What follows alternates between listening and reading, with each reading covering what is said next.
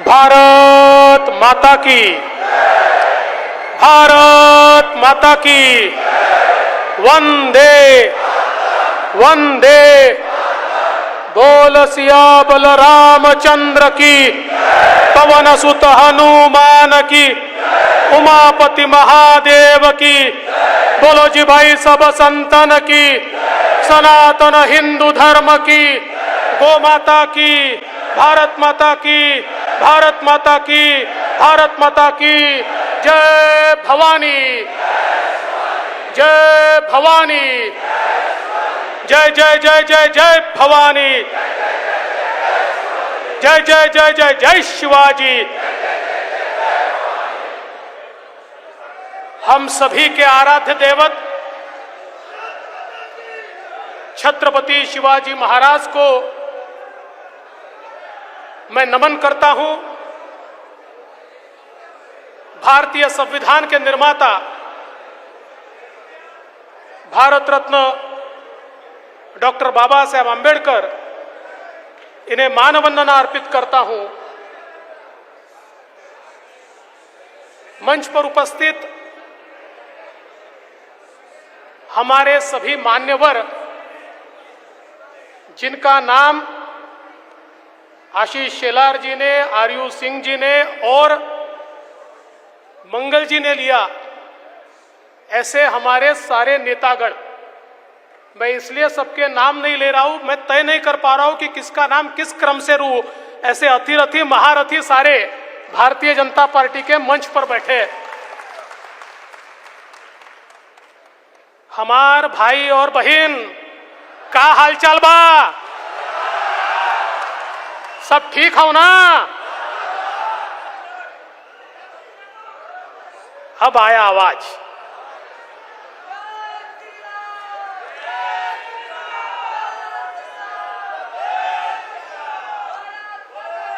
हमने यह तय किया था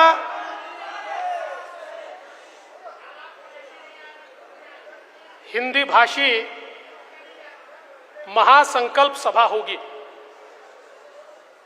वैसे तो 1 महीना पहले ही आर्यू सिंह जी और सारे लोग मेरे पास आए और इन्होंने मुझसे समय लिया और उत्तर भारतीय मोर्चा का कार्यक्रम होगा। इसी बीच मुख्यमंत्री जी ने एक सभा घोषित कर दी तो हमारे मीडिया ने चला दिया उत्तर भारतीय मंच का कार्यक्रम नहीं, तो मुख्यमंत्री के सभा को उत्तर देने का कार्यक्रम ये यहां पर होगा। वैसे मैं एक बात कहना चाहता हूं, कल की सभा को वो कह रहे थे मास्टर सभा, मास्टर सभा, मास्टर सभा। पूरा भाषण सुनने के बाद हमारे ध्यान में आया लाफ्टर सभा, लाफ्टर सभा, लाफ्टर सभा।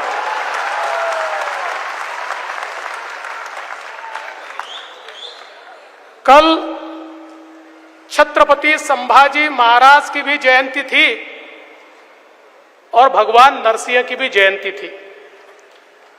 स्वराज्य की रक्षा के लिए लड़ने वाले छत्रपति संभाजी महाराज और जिन्होंने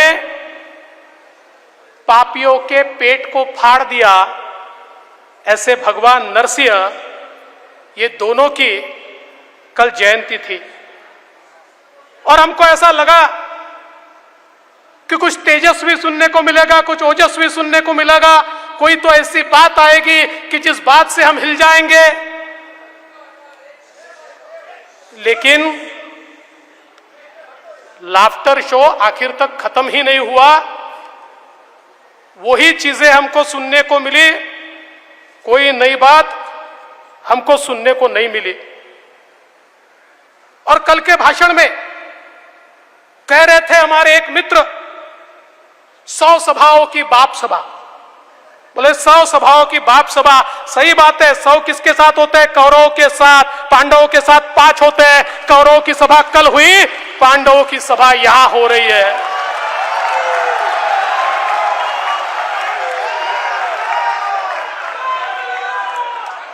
मैं आपसे कुछ सवाल करना चाहता हूं, मुझे जवाब दीजिए। जवाब दीजिए, मुंबई में कोविड में भ्रष्टाचार हुआ कि नहीं हुआ? 1.5 लाख लोगों की मौत हुई कि नहीं हुई? पालघर में साधुओं की निर्मम हत्या हुई कि नहीं हुई? वसूली के आड़ आने वालों को मनसूख हिरेन बनाया कि नहीं बनाया? 100 करोड़ की वसूली के लिए गृह मंत्री जेल में गया कि नहीं गया? दाऊद का दोस्त जेल में होते हुए भी मंत्रिमंडल में है कि नहीं है? हमारे मजदूर भाइयों को नंगे पांव मुंबई छोड़नी पड़ी कि नहीं छोड़नी पड़ी? मुंबई में मेट्रो का, रास्तों का, सफाई का काम बंद है कि नहीं है? मुंबई के एसटीपी में 5,000 करोड़ की बढ़ोतरी हुई कि नहीं हुई? यशवंत जाधव की संपत्ति 35 से 53 हुई कि नहीं हुई? अब मुझे बताइए, इतनी सारी चीजें होने के बाद इसमें से एक भी चीज के ऊपर हमारे मुख्यमंत्री बोले? हमारे मुख्यमंत्री प्रदेश के और देश के पहले मुख्यमंत्री होंगे कि 2.5 साल में इन महाशय ने एक भी भाषण प्रदेश के विकास पर नहीं दिया, प्रदेश के विषय पर नहीं दिया, प्रदेश के लोगों पर नहीं दिया। और अभी अभी हमने हनुमान चालीसा का पठन किया। हनुमान चालीसा तो हमारे दिल में रहती है, पर ये जो रवि राणा, नवनीत राणा है ना, ये नादान है। इनको पता ही नहीं है कि हनुमान चालीसा की 2 लाइनें उद्धव जी को और इस सरकार को पहले से पता है, और सिर्फ उन 2 लाइनों पर वो काम कर रहे हैं। कौन सी 2 लाइनें? राम दुआरे तुम रखवारे, होत न आज्ञा बिन पैसारे।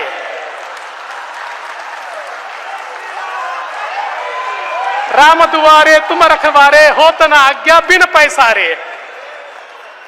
इसीलिए 24 महीनों में 53 प्रॉपर्टी तैयार हो गई, और यशवंत जाधव ने अपनी मातोश्री को 50 लाख की घड़ी भी दे दी। अपनी मातोश्री को, गलत मातोश्री मत समझना। लेकिन मेरा सवाल है, क्या हिंदू हृदय सम्राट शिवसेना प्रमुख बाला साहब ठाकरे ने कभी यह सोचा होगा कि उनके पुत्र के राज में हनुमान चालीसा बोलना राजद्रोह होगा और औरंगजेब के कब्र पर जाकर माथा टेकना ये राज शिष्टाचार होगा? क्या उन्होंने कभी सोचा होगा? दोस्तों, छत्रपति संभाजी राजे, जिनके बारे में कहते हैं देश धर्म पर मिटने वाला शेर शिवा का छावा था, महापराक्रमी परम प्रतापी एक ही शंभू राजा था। जिस छत्रपति संभाजी राजा को औरंगजेब ने तड़पा तड़पा कर मारा, क्या कहता था औरंगजेब? ये नहीं कहता था कि तुम्हारा राज दे दो, ये नहीं कहता था तुम्हारा किला दे दो, ये नहीं कहता था तुम्हारी संपत्ति दे दो। वो तो एक ही बात कहता था, संभाजी मुसलमान बन जाओ, धर्म बदल दो, लेकिन देश धर्म पर मिटने वाला शेर शिवा का छावा था, महापराक्रमी परम प्रतापी एक ही शंभू राजा था। संभाजी राजे ने कह दिया, अरे जान भी चली जाए न स्वराज दूंगा न स्वधर्म दूंगा।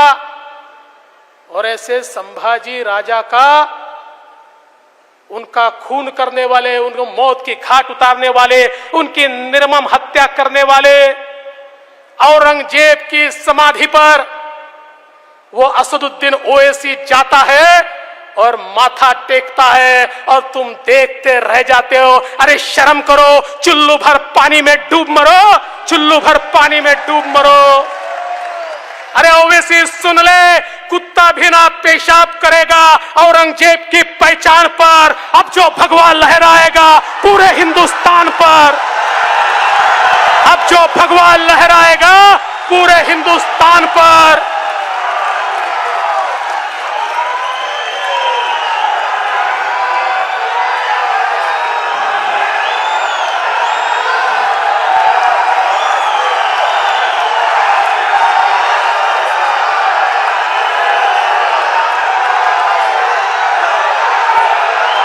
जो छत्रपति शिवाजी महाराज का नाम लेते थे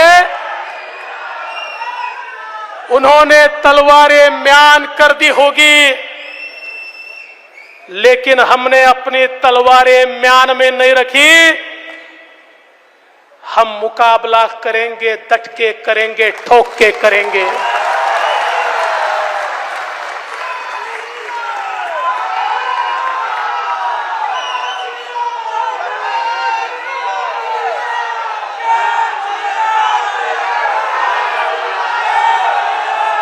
वैसे तो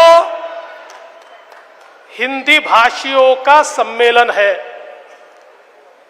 किंतु ये सारे हिंदी भाषी मुंबईकर है।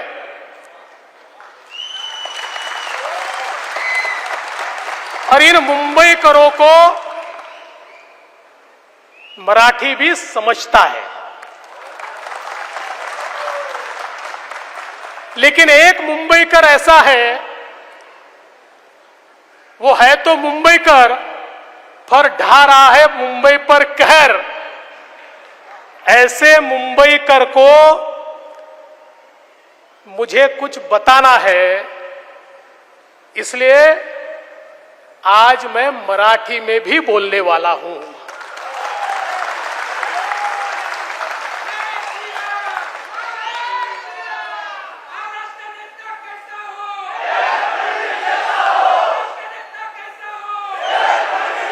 अरे मैंने जब कहा मी जेव्हा म्हणालो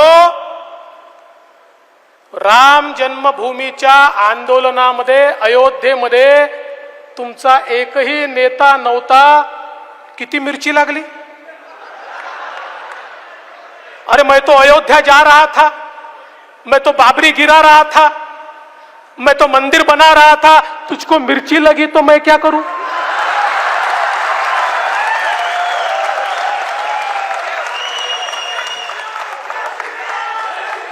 अरे हा, मी गेलो तो बाबरी पाडण्याकरता, याचा मला अभिमान आहे। अरे उद्धवजी, 1992 साली फेब्रुवारीत मी नगरसेवक झालो, जुलैमध्ये मी वकील झालो आणि डिसेंबरमध्ये नगरसेवक ॲडव्होकेट देवेंद्र फडणवीस बाबरी पाडायला गेला होता।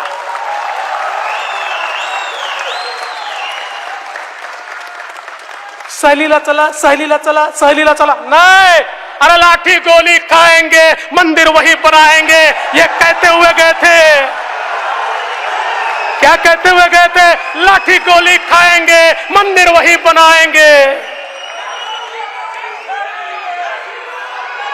तुम्ही गेले होते सहलीला, आम्ही नव्हतो गेलो सहलीला। अरे तेव्हा तर सोडाच, त्याच्या 1 वर्ष आधी ज्यावेळी पहिली कार सेवा झाली आणि आमच्या कोठारी बंधूंना त्या ठिकाणी मारलं, तरी देखील भगवा झेंडा त्या बाबरी ढाच्याच्या वर आमच्या कोठारी बंधूंनी लावला। त्याही कार सेवेला हा देवेंद्र फडणवीस गेला होता। आणि नुसता गेलाच नव्हता, अनेक दिवस बदायूंच्या जेलमध्ये देखील होता। आज भी बदायूं के जेल की वो सलाखें याद है जहां पर हम राह देखते थे कि चलो हम तो पहुंचे हैं, कोई तो शिवसेना वाला पहुंचेगा पहुंचेगा पहुंचेगा, कोई नहीं आया।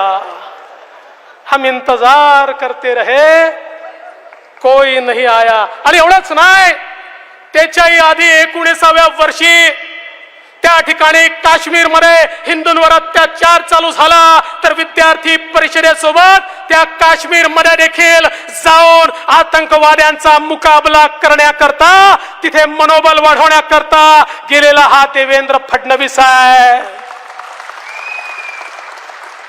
आम्ही 5 स्टारचं राजकारण नाही केलं, जमिनीवरचं राजकारण केलं आहे। और जब भी जाते थे, जेव्हा जेव्हा गेलो, तिकीट काढायला पैसे होते, पण ठरवलं राम तिकीट काढून जाओ। कधी तिकीट काढलं नाही, कुठल्या हॉटेलला झोपलो नाही, झोपलो तर प्लॅटफॉर्मवर, झोपलो तर त्या ठिकाणी फुटपाथवर, झोपलो तर मंदिरामध्ये। सगळ्यांसोबत संघर्ष केला, गोळ्या चालताना पाहिल्या, लाठ्या मारताना पाहिल्या, लाठ्याही खाल्ल्या, म्हणून इथपर्यंत पोचलो. सोन्याचा चमचा घेऊन पैदा झालेलो नाहीये. आणि जेव्हा त्या अयोध्यामध्ये बाबरी ढाचा पडत होता आणि आम्ही म्हणत होतो लाठी गोली खाएंगे, मंदिर वही बनाएंगे, तेव्हा सांगा शेपट्या कोणी टाकल्या होत्या आणि कुठे टाकल्या होत्या? कोणी टाकल्या होत्या आणि कुठे टाकल्या होत्या? आम्हाला एकदा सांगा उद्धवजी. आणि म्हणून कार सेवकों का मजाक उड़ाने वालों को मैं कहना चाहता हूं, अरे जब भी इस देश को आवश्यकता होगी हम फिर कार सेवक बनकर जाएंगे और इस देश की धर्म को, संस्कृति को और सुरक्षा को, उसकी रक्षा करने के लिए हम जाएंगे. काल चांगलं झालं. काय म्हणाले उद्धवजी? देवेंद्र फडणवीस यांनी पाय ठेवला असता तरी बाबरी ढाच्या खाली आला असता. केवढा विश्वास आहे माझ्यावर बघा.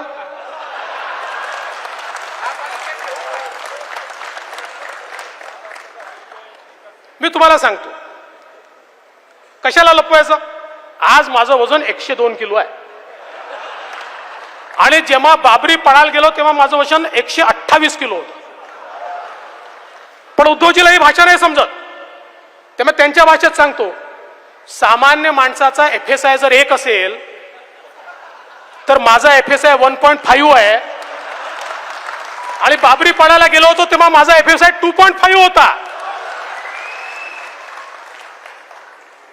पण उद्धवजी तुम्हाला असं वाटतंय माझ्या पाठीत खंजीर खुपसून तुम्ही माझं राजकीय वजन कमी करू शकाल? लक्षात ठेवा, हाच देवेंद्र फडणवीस तुमच्या सत्तेच्या बाबरी ढाच्याला खाली आणल्याशिवाय या ठिकाणी थांबणार नाही.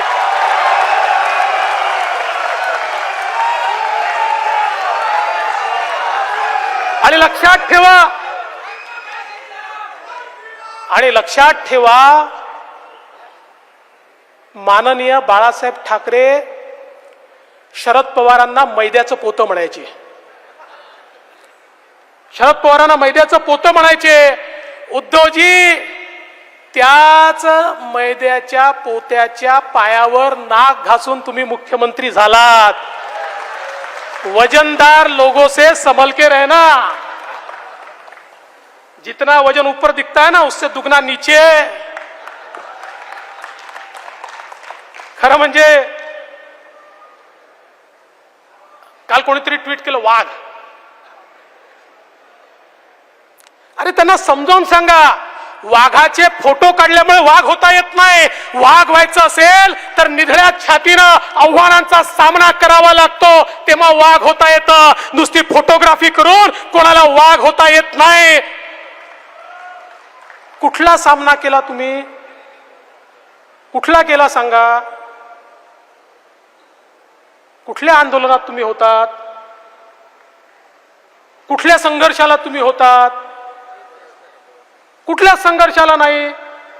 आणि आजही 2 वर्ष कोरोनाचा संघर्ष चालला. माझा तुम्हाला सवाल आहे, मैदानामध्ये कोण होतं? सांगा, कोण होतं मैदानामध्ये? होते उद्धव ठाकरे? होते, पण फेसबुक लाईव्ह होते. आम्ही अलाईव्ह होतो आणि ते फेसबुक लाईव्ह होते.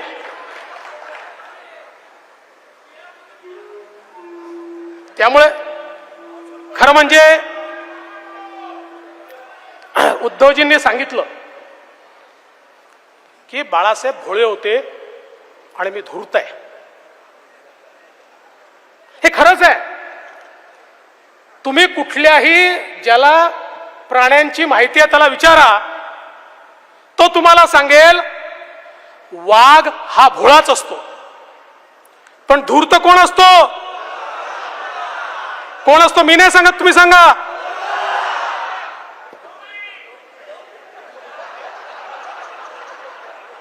मी नाही म्हणणार.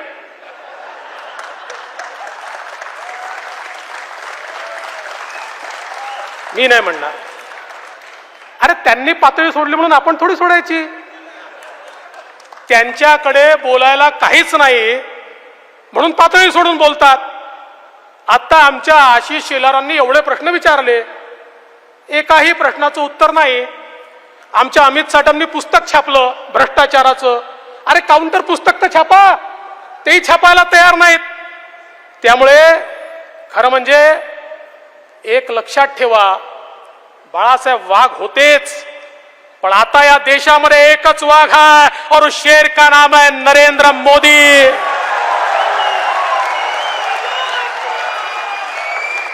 या देशात आता एकच वाघ आहे, ज्या वाघाचं नाव आहे नरेंद्र मोदी. अरे तुम्ही म्हणता ना या ठिकाणी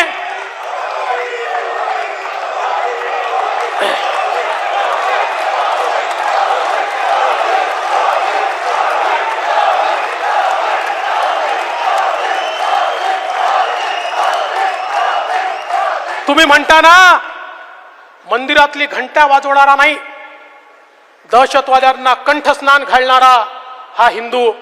तर मग घ्या, दहशतवाद्यांना कंठस्नान घालणारा तुम्ही मानता तो हिंदू कोण? नरेंद्र मोदी. ज्या मोदीजींनी या भारतामध्ये आमच्या सैनिकांवर हल्ला केल्यानंतर थेट सर्जिकल स्ट्राईक केला आणि त्या ठिकाणी सीमेमध्ये घुसून मारलं, ते नरेंद्र मोदी. एअर स्ट्राईक करून त्या ठिकाणी दहशतवाद्यांना मारण्याचं काम केलं, ते नरेंद्र मोदी. अरे पाकिस्तानमध्ये आणि पाक व्याप्त काश्मीरमध्ये घुसून जो दहशतवाद्यांना ठोकून काढतो तो खरा हिंदू, आणि तो म्हणजे नरेंद्र मोदी. आणि म्हणून तुमचं हिंदुत्व हे गधाधारीच आहे, ते गदाधारी नाही आहे. आणि तुम्ही म्हणाले आम्हाला लात मारली. अरे लात गधा मारतो. हा, जो खरा पैलवान असतो तो ठोकर मारतो, ठोकर. लात गधा मारतो, गधा. आणि लक्षात ठेवा, हा बदललेला भारत आहे, हा मोदीचा भारत आहे. काश्मीरमध्ये जर आमच्या त्या ठिकाणी एका हिंदूची हत्या केली तर 24 तासाच्या आत 3 दहशतवादी मारणारा हा नवीन भारत आहे. अरे तुम्ही सवाल विचारण्याच्या आत त्या ठिकाणी दहशतवाद्यांना मारण्याची ताकद ठेवणारा भारत हा नरेंद्र मोदींनी केलाय. अरे तुमच्याकडे तो शर्जील आला, भारत तोडण्याच्या गप्पा केल्या, तो शर्जील निघूनही गेला आणि तुम्ही काहीच करू शकले नाही. काय भाषण दिलं होतं? शर्जील भारताच्या कुठल्याही कोण्यात असेल तरी त्याला फरफटून आणू. कुठला शर्जील? शर्जीलचा श देखील आला नाही. अशा प्रकारची तुमची अवस्था. आणि म्हणून खरं म्हणजे काय काय बोलले, काय काय बोलले. म्हणजे मला तर त्यांच्या शब्दात म्हणाले काय एकतर्फी प्रेमातनं ऍसिडच फेकतोय. आता कसलं आलं एकतर्फी प्रेम? अरे 5 वर्ष तुम्ही आमच्यासोबत संसार केला, आमची संपत्ती घेऊन पळून गेला, दुसऱ्याशी लग्न केलं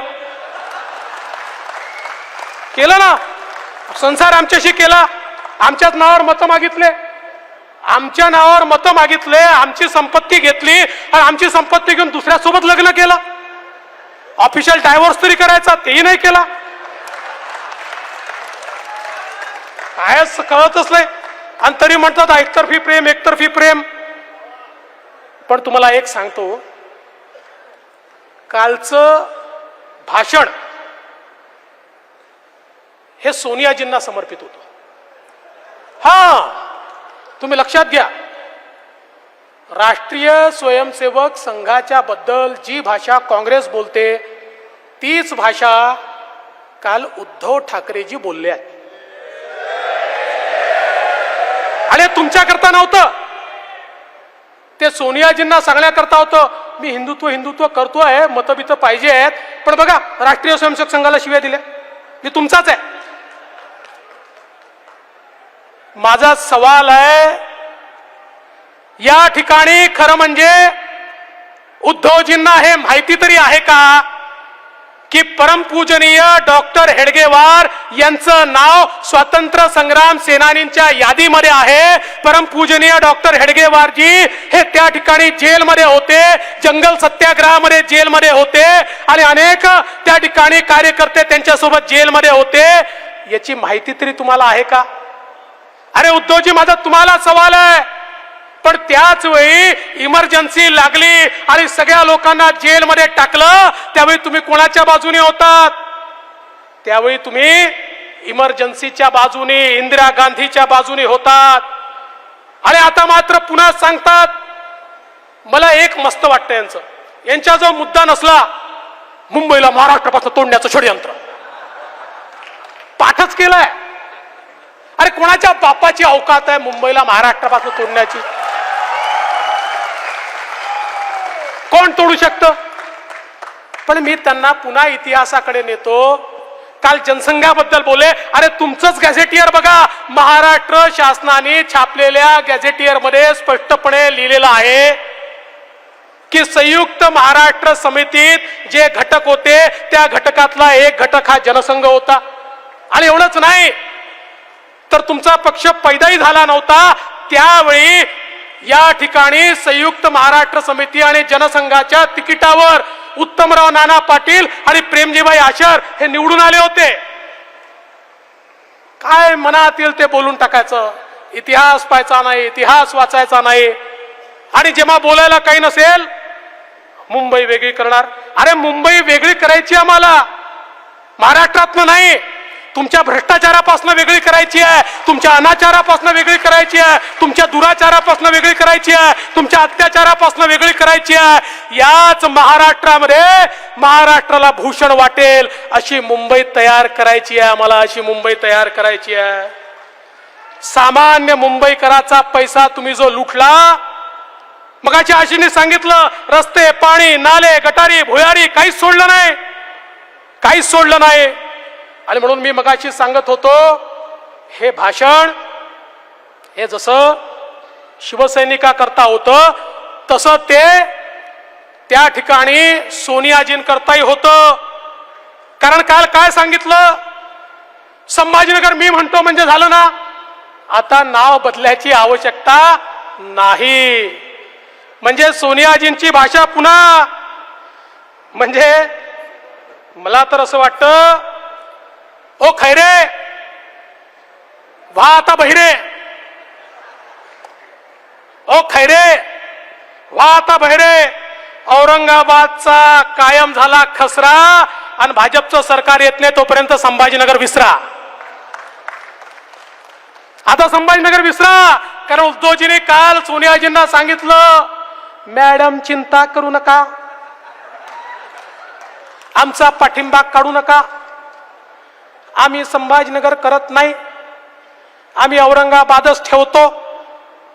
त्यामुळे मी त्यांना पुन्हा एकदा सांगू इच्छितो, हे जे तुमचं चाललेलं आहे मुंबईच्या संदर्भात, मुंबई तोडण्याची भाषा वगैरे, तुम्हाला पुन्हा आठवण करून देतो, लक्षात ठेवा, तुम्ही म्हणजे मुंबई नाही, तुम्ही म्हणजे मराठी नाही, तुम्ही म्हणजे महाराष्ट्र नाही, तुम्ही म्हणजे हिंदुत्व नाही। काय म्हणाले, आम्ही मुंबईचे बाप? अरे अनरोस पुत्र ऐकला होता, अनरोस बाप कुठला पैदा झाला माहित नाही, अनरोस बाप कुठला पैदा झाला माहित नाही। अरे मुंबई महाराष्ट्र आणि भारताचा एकच बाप आहे आणि त्या बापाचं नाव आहे छत्रपती शिवाजी महाराज, दुसरा बाप नाही आहे। अरे हे स्वतःला मुंबईचा बाप घोषित करून राहिले। म्हणाले मी पंतप्रधानांच्या व्हीसी मध्ये होतो आणि पंतप्रधानांची मीटिंग आयपीएल सारखी मी त्या ठिकाणी ऐकली, आयपीएल सारखी मनोरंजन करत होते। मला माहित नाही तिथे तर सगळे मुख्यमंत्री होते, चेअरगर्ल आजूबाजूला यांच्या होत्या का मला माहित नाही, पण महाराष्ट्राचा अपमान आहे हो। महाराष्ट्राचे मुख्यमंत्री हे पंतप्रधानांच्या बैठकीत आयपीएल समजून जर बसत असतील आणि तुम्ही महाराष्ट्र चालवता आयपीएल सारखेच आहे, मनोरंजनच करताय। पण माझा तुम्हाला सवाल आहे, तुमचं तर मनोरंजन होत आहे, पण त्या नांदेडमध्ये त्या ठिकाणी अतिरिक्त ऊस विकत घेतला नाही म्हणून ज्या शेतकऱ्यांनी आत्महत्या केली त्या शेतकऱ्याकडे कोण पाहणार आहे? ज्या एसटीच्या 135 कर्मचाऱ्यांनी आत्महत्या केली त्यांच्याकडे कोण पाहणार आहे? ज्या मराठ्यांचं आरक्षण गेलं त्यांच्याकडे कोण पाहणार आहे? ज्या ओबीसींना आरक्षणापासून तुम्ही वंचित केलं त्यांच्याकडे कोण पाहणार आहे? पाणी आणि वीज या ठिकाणी मिळत नाही त्या सामान्य माणसाकडे कोण पाहणार आहे? या ठिकाणी शेतमजूर असेल, 12 बलुतेदार असेल, त्याच्याकडे कोण पाहणार आहे? अरे तुमचं मनोरंजन चाललंय, पण या ठिकाणी सामान्य माणसाची होरपळ होते आहे. आणि म्हणून खर तर मुंबईमध्ये आम्ही काय काय केलं हे सांगायची आवश्यकता नाही. आशिषजींनी ते सांगितलंय. मेट्रोचं जाळं असेल, इंदू मिलचं स्मारक असेल, कोस्टल रोड असेल, ट्रान्सफॉर्मर लिंक असेल, लिंक रोड असेल, सी लिंक असेल, नवी मुंबईचा एअरपोर्ट असेल, हजारो गोष्टी या ठिकाणी सांगता येतील की ज्या आम्ही केल्या.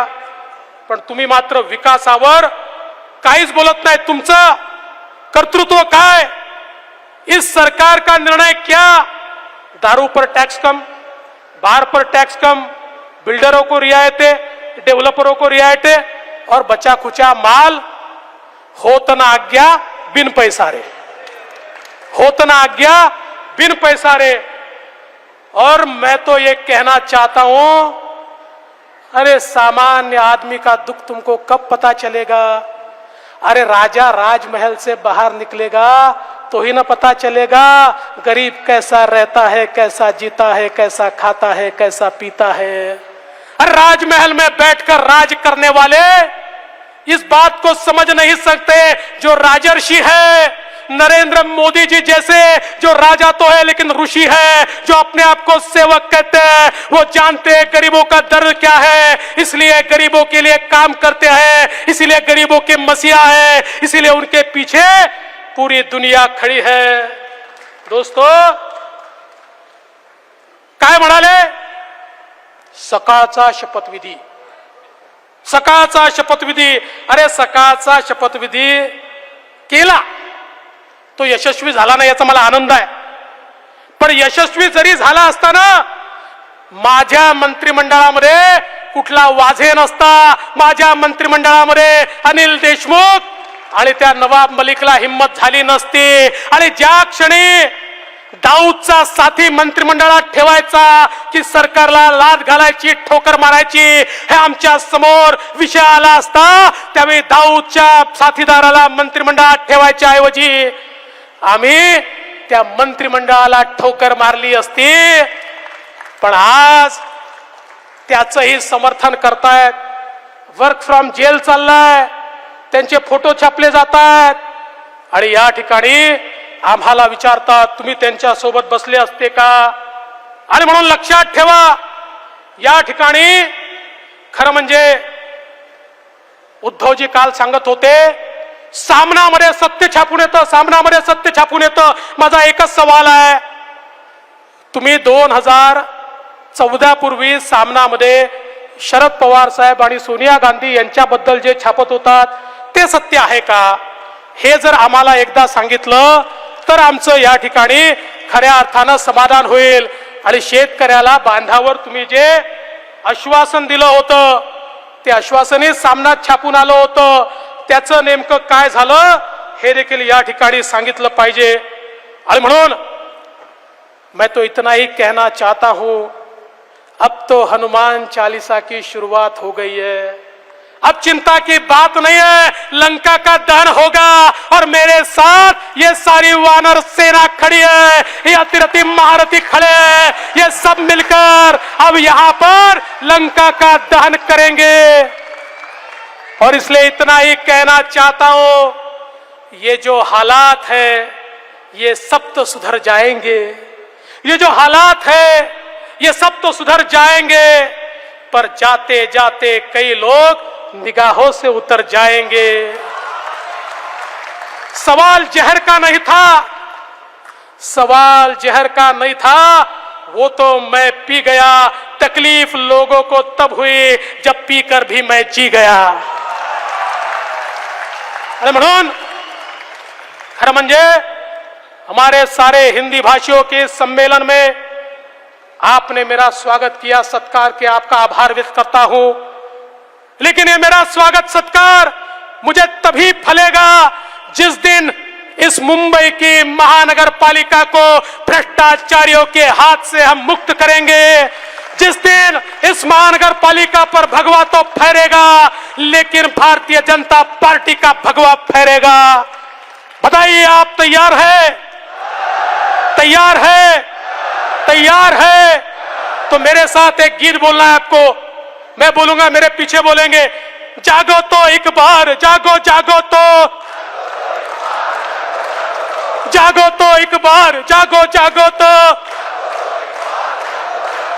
जागो तो एक बार हिंदू, जागो तो, जागो तो एक बार हिंदू, जागो तो।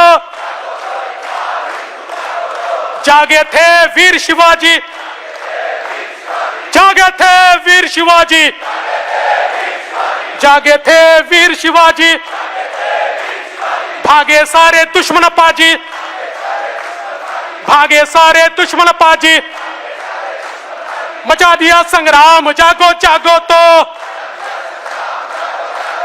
जागो तो एक बार हिंदू, जागो तो,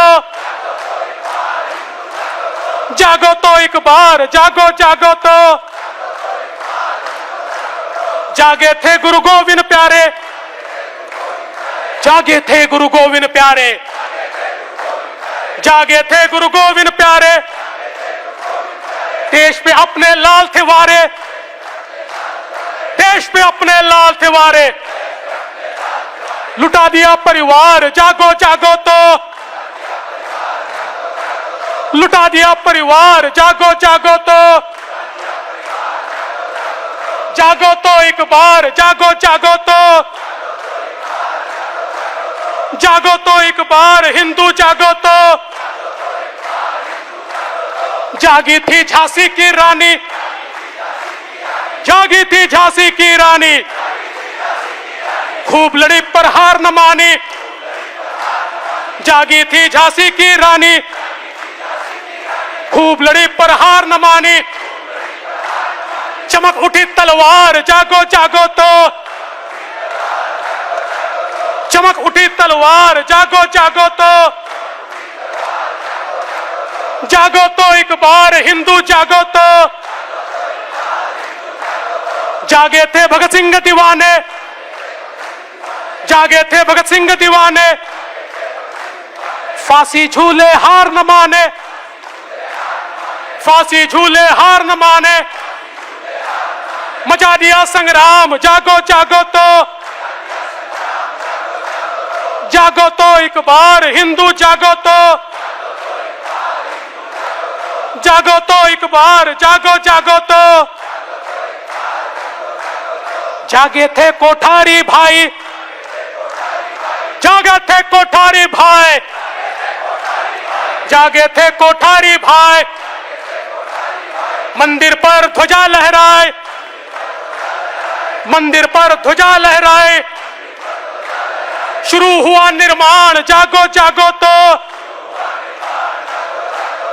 जागो तो एक बार, जागो जागो तो।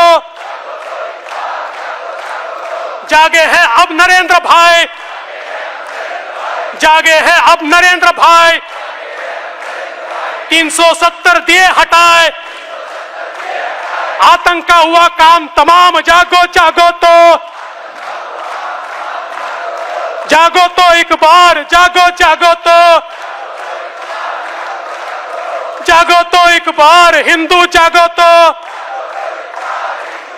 बोल सियावर रामचंद्र की, पवन सुत हनुमान की, उमापति महादेव की।